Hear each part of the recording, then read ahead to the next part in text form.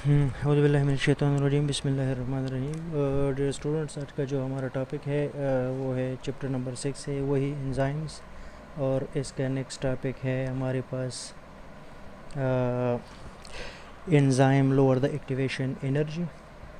Enzymes lower the activation energy.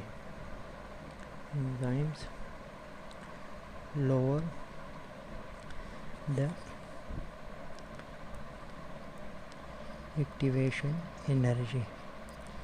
इस topic को समझने से पहले हमें चंद चीज़ें जो है हमें उसको समझना बहुत लाजमी है। फ़र्स्ट ऑफ़ ऑल इसमें हमारे साथ एक आ जाता है, जिस तरह हम एक रिएक्शन परफॉर्म करते हैं तो उसमें एक आता है रिएक्टेंट्स, और उस रिएक्टेंट्स के बाद जो बनता है उसको हम कहते हैं प्रोडक्ट्स। तो जो रिएक्टेंट के साथ एंजाइम मिल जाता है तो उस टाइम हम उस रिएक्टेंट को, जब रिएक्टेंट के साथ एंजाइम मिल जाते हैं तो उस वक्त हम इस रिएक्टेंट को हम एंजाइम सबस्ट्रेट कहते हैं। क्या कहते हैं? या सिंपली हम उसको कहते हैं सबस्ट्रेट कहते हैं। और प्रोडक्ट तो एज सच वो जो हमने पहले कहा था कि मतलब है कि एंजाइम जब रिएक्शन परफॉर्म करते हैं तो वहाँ से क्या हो जाता है कि वो सबस्ट्रेट जो है वो एंजाइम्स उससे हट जाता है और प्रोडक्ट में वो मिक्सअप हो जाता है और प्रोडक्ट से वो निकल जाता है।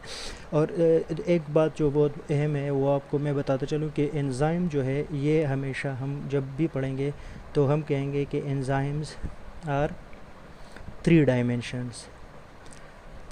डायमेंशनल। जिस तरह उसके थ्री डायमेंशंस होते हैं ना, एक्स वाई एंड जी।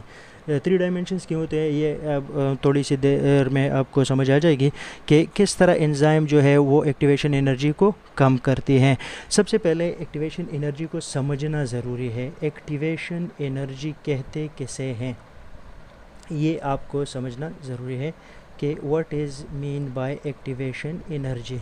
सो जब भी मैंने आपसे बहुत पहले बोला भी था क्लासेस में, या अगर कोई क्लास में अवेलेबल नहीं है तो आपको बताता चलूँ कि जब भी बायोलॉजी की टर्मिनोलॉजी हो, चाहे वो साइंस के सब्जेक्ट से रिलेटेड टर्मिनोलॉजी हो, तो उसकी जो हेडिंग है उसमें वही डिफिनेशन उसमें छुपी होती है।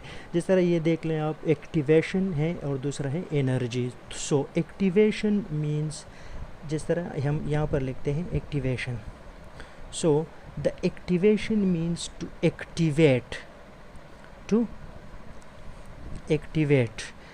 energy, to activate energy।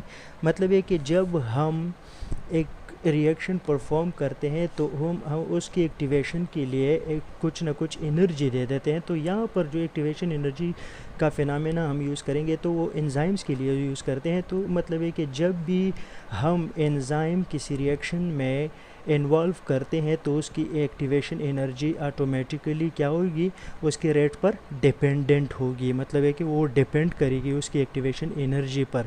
तो मतलब है कि एक फॉर एग्ज़ाम्पल मैं आपको एक बात बताता चलूँ कि एक बंदा साइकिल पर जा रहा है, और वो फॉर एग्ज़ाम्पल 6 किलोमीटर का फासला तय कर रहा है। तो फॉर एग्ज़ाम्पल ये मैं वैसी डेली लाइफ से एग्ज़ाम्पल आपको दे रहा हूँ कि 6 किलोमीटर का फासला जो है ये बंदा तय करता है। हम कहते हैं कि ये इसने 6 किलोमीटर जो है 20 मिनट्स में चलो ये कवर कर लिया। अब यही फासला जो है ये बाइक पर या मोटर बाइक पर या जो है मोटरसाइकिल पर, ये फासला यही 6 किलोमीटर ये अप्लाई करता है, मतलब है कि फासला तय करता है। तो ये 20 की बजाय ये 10 मिनट में या 5 मिनट में ये कवर कर सकता है। तो क्या मतलब हुआ कि इसमें एक्टिवेशन ज़्यादा होती है बनिस्बत साइकिल की, क्योंकि साइकिल में हमारी एनर्जी बहुत ज़्यादा वेस्ट होती है। तो एक्टिवेशन एनर्जी को हम सिंपली इस तरह कहते हैं कि मतलब है कि ये वो एनर्जी है जो कि वो एक रिएक्शन को एक्टिवेट करता है, और less amount of energy require होती है to boost the reaction. So activation energy क्या है? To boost the reaction. For example एक रिएक्टेंट है, उसके साथ हम एंजाइम को ऐड कर देते हैं तो ये क्या हो जाएगी, ये बूस्ट हो जाएगी। बूस्ट मीन फास्ट हो जाएगी, सही है। ये रिएक्शन फास्ट हो जाएगी और इसकी एक्टिवेशन एनर्जी क्या हो जाएगी, एक्टिवेशन एनर्जी इसकी एक्टिवेशन एनर्जी इसकी हाई हो जाएगी। हाई होने की वजह से मतलब है कि जितना टाइम मतलब है कि नॉर्मल एक रिएक्शन 20 मिनट्स 30 मिनट्स लेता है, तो जब हम इसमें एंजाइम को ऐड कर देते हैं तो वो रिएक्शन जो है वो इजीली 5 to 6 मिनट्स में वो हमारे लिए परफॉर्म हो जाती है। तो मतलब है कि इस जो ये टॉपिक है ना कि enzymes lower the activation energy, इसका मतलब है कि जब हम किसी चीज़ में एंजाइम्स को ऐड करते हैं तो वो उसकी एक्टिवेशन एनर्जी को लो कर देती है। लोग इस तरह नहीं करती कि मतलब है कि वो एक्टिव नहीं होता। लोग का मतलब यहाँ पर इस फिनोमेना के थ्रू यूज़ होता है कि इसमें एक्टिवेशन एनर्जी की जो इसमें जो एनर्जी रिक्वायर्ड होती है वो कम से कम इसमें ज़ाया हो जाती है। तो इसका ये मतलब हो गया है। तो मतलब है कि आज के शॉर्ट के टॉपिक में हमने आपको यही समझाना था कि मतलब है कि ये जो है आपको एक एनर्जी इसके लिए कम रिक्वायर होती है। और ये एंजाइम जो है मैनी वेज से काम करते हैं। मतलब है कि बहुत अजीब नहीं, बहुत तरीक़ों से काम करता है। एक एग्ज़ाम्पल हम लेते हैं कि मतलब है कि जिस तरह मैंने यहाँ पर पहले आपको बताया कि ये हमेशा 3 डायमेंशंस में होंगी। तो जब 3 डायमेंशन में होंगी तो ये वेरियस वेज से एंजाइम को सबस्ट्रेट के साथ मिला लेता है, एंजाइम को सबस्ट्रेट के साथ कंबाइन कर लेता है। So when various way enzyme substrate combines, then the following product will be easily performed।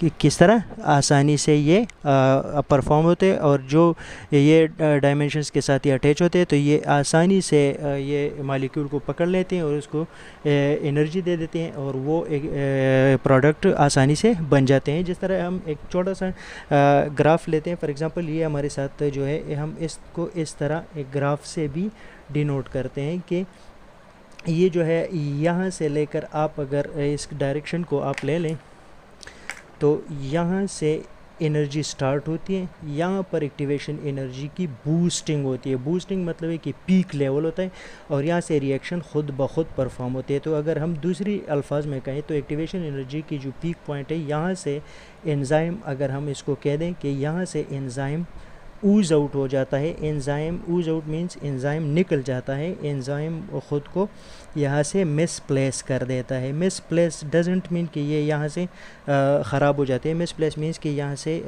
जिस तरह हम कहते हैं कि निकल जाना, यहाँ से निकल जाता है। और क्योंकि रिएक्शन को फर्दर इसकी एंजाइम की ज़रूरत नहीं है, तो क्योंकि वो पीक पर पहुँच गया, अब जो है रिएक्शन परफॉर्म होने को एंड को जा रहा है, प्रोडक्ट की तरफ बढ़ रहा है, तो इसको हम कहते हैं enzymes lower the activation energy. Hope you will understand. अगर कोई भी इस तरह का इशू हो तो आप कमेंट्स में बता सकते हैं।